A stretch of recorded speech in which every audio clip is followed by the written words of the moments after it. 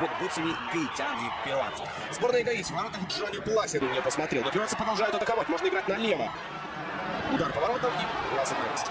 Оба раза сборная Перу забивала больше 3 более мяча, в то время как команда Гаити ограничилась одним товарищеским матчем против сборной Колумбии и повела его неудачно, уступив 1-3. Но вот в атаке очень интересно, что может получиться у гаитян. Внимание, удар по воротам, но вот навести его до последнего не трогали. Хотя возможность расстаться с мячом и сделать передачу партнеру у него все-таки, как мне кажется, была вот в этой ситуации. Но он предпочел пойти, шутка ли сказать, 77%.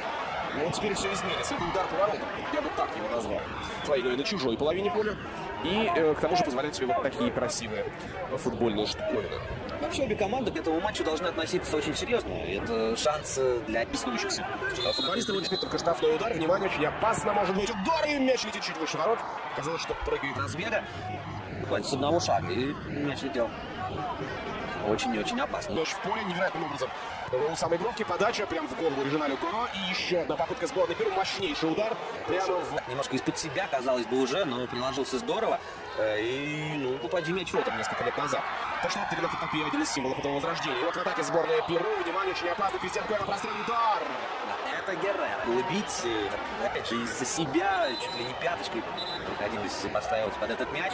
Но через голову защитника, но продолжают мячом владеть перуанцы. Еще один заброс. Геррера, скидка, и вот здесь надо забивать. Штанга, это штанга. Допустим, 40-ю у перуанцев мало что ладилось. Но здесь действительно была отличная возможность у Эдисона Форнева большинства. Да, но такое ощущение, что воспитаны они на английском футболе. Подача Хомберга, и вот здесь очень опасно.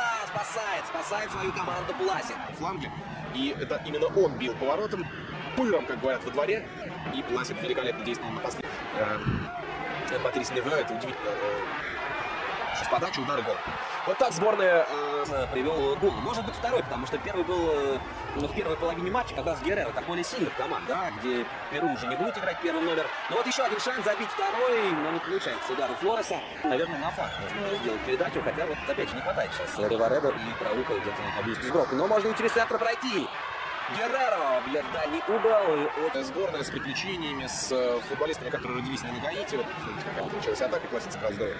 Мяч, так словно шарик в пинболе, не знает, куда ему деться. Может быть, все-таки провалится. Называемые ворота. И вот он, шанс. Офсайда нет. И здесь все-таки защитник. На первой на мяче. Очень Женева.